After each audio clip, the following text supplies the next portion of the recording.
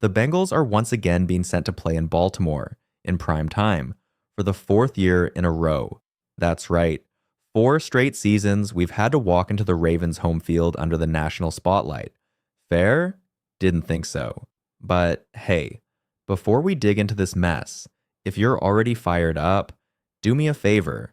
Hit subscribe, smash that like, and ring the bell so you don't miss any Bengals updates. This is where we speak the truth and keep it real. Now, back to the drama. The NFL's reasoning? Well, here's what Mike North, their VP of broadcast planning, had to say. It's fair.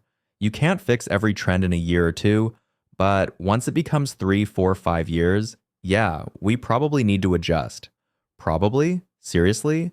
Fans aren't just a little annoyed. We're fed up. We've had enough of our team being treated like an afterthought. The Bengals grind hard, play hard, and still get sent into enemy territory like we're the underdog. Sure, Burrow's keeping it classy, but you know this stings. So now it's your turn.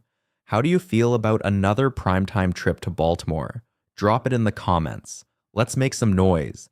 Let the NFL hear the jungle roar. 4 years, 4 primetime games, 4 trips to Baltimore. Let that sink in for a second. At what point does this stop being just bad luck and start feeling like the NFL has it out for us?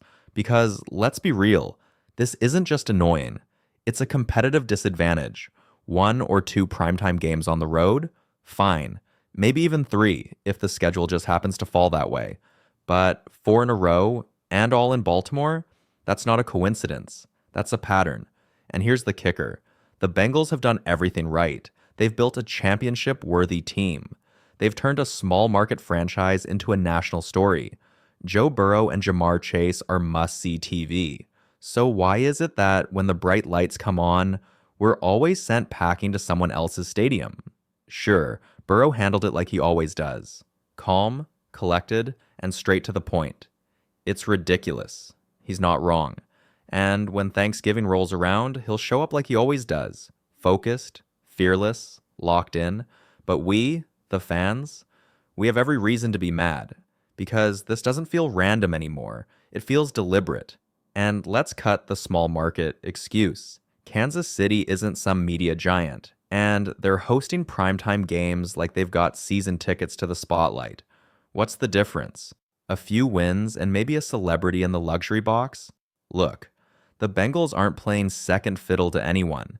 They've got the roster, they've got the heart, and they've more than earned the right to shine at home in Paycor Stadium, under the lights, not always as the visitor. So here's the real question. What does the NFL have against Cincinnati? Because this doesn't look like scheduling anymore. It looks like disrespect. So Kansas City's considered a small market too, right? But that sure hasn't stopped them from hosting plenty of primetime games at home. So let's be honest. This whole market size excuse, it's weak, it's lazy. It's just a cover for why Cincinnati keeps getting overlooked. And just when you thought things couldn't get more frustrating, here comes Ravens tight end Isaiah Likely, tossing out disrespect like it's summer shade. On Up and Adams, he laughed off Burrow's comments and said, "I don't even know what their stadium is called.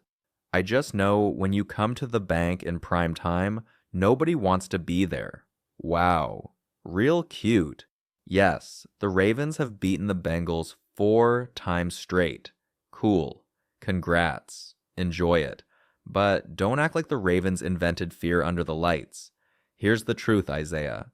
You're not walking into some quiet field trip when you come to Cincinnati. Paycor Stadium might not be shiny and new, but when it's prime time, it's loud, it's full, it's electric. Every seat's taken, every fan standing, every voice is roaring. No, we don't have luxury lounges or glowing rooftop signs yet, but we've got something better. Energy, passion, noise, and trust me, that jungle comes alive under the lights. So talk your talk now.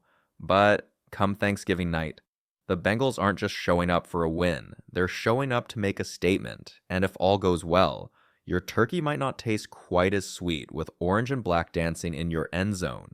Let's get one thing clear. Baltimore's got a solid football environment. No one's denying that. But Isaiah Likely's casual disrespect for Cincinnati, that's bulletin board material. Because when primetime hits Paycor Stadium, the jungle doesn't just wake up, it erupts. This city shows up. Loud, loyal, lit, always. There's a reason teams don't stroll into Cincinnati expecting an easy night. Let's not forget what happened the last time Baltimore came to town under the lights. Wildcard 2023. Sam Hubbard turned the tide of that game with a legendary 99-yard scoop and score, shifting the momentum of an entire season. That wasn't just a win, that was a statement. Now, fast forward to this year's Thanksgiving clash. The Ravens have had the upper hand lately. Yeah, we know. But this one's personal. And that kind of fuel, it changes everything. Even the NFL's own scheduling boss, Mike North, admitted the Bengals belong on the big stage. You've played your way into these windows. MVP quality quarterback, superstar receivers. The games are electric. But then came the predictable spin. Sure, the Bengals earned a spotlight, but only on the road. Again. The league's logic? They wanted a big finish for Thanksgiving. Started the day with Packers-Lions, slid in Chiefs-Cowboys, and needed one more spark to wrap it up. So, what did they do? Called in the Bengals, but sent them to enemy turf. If that doesn't fire up the locker room, nothing will. This isn't just another game. This is a chance to flip the script, to turn a pattern of disrespect into revenge served cold under the Thursday night lights. Ravens versus Bengals? It's going to be a war, no doubt about that. These two teams never disappoint when the lights are on and the stakes are high. But here's the part that stings. Once again, it won't be happening in Cincinnati. No one's questioning whether the matchup deserves prime time. It does. It always does. But the location tells the deeper story. Another trip, another hostile environment, another big moment snatched away from Bengals fans at home. Sure, the NFL cooked up a Thanksgiving Day lineup that's undeniably stacked. You've got a rising Detroit team finally earning some respect, hosting Green Bay in what actually feels like a real showdown. Cowboys and Chiefs meet in the middle slot. Ratings will go through the roof. And then there's us. Cincinnati and Baltimore closing the night with what might be the most intense, emotional, and physical game of the day. But here's the catch. Cincinnati's traveling. Again. This isn't just about one game. Let's talk numbers. The Bengals are currently scheduled for 4 primetime games this season, 3 of them on the road.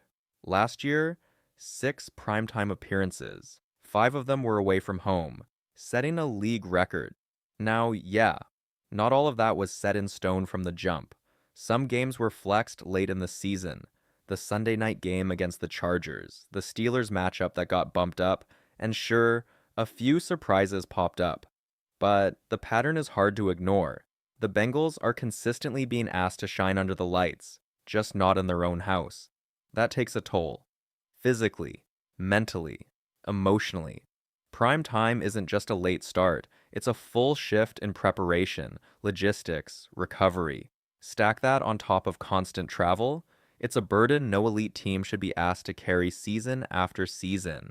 And yet, Cincinnati does. Quietly, relentlessly, competing with fire, fighting for the respect that keeps getting delayed like a bad flight. But respect isn't given. It's taken. And this team, they're packing light and chasing it down. One hostile stadium at a time. 3 of the last 4 games of the season, all in Cincinnati. That's the break Bengals fans have been waiting for.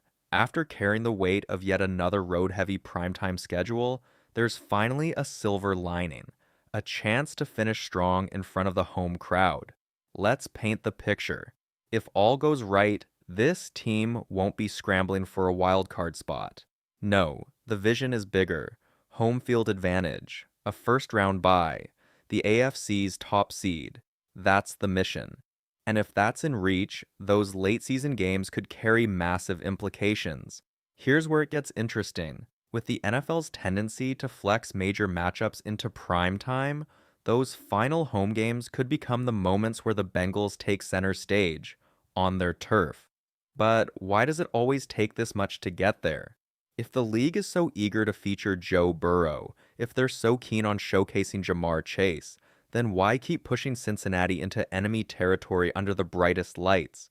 Why not level the playing field? Why not split it? 4 games, 2 home, 2 away.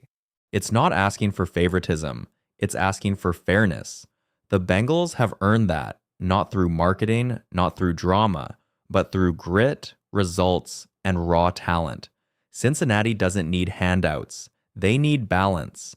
Because when this team gets to finish what it starts in front of their own fans, they're not just contenders, they're dangerous.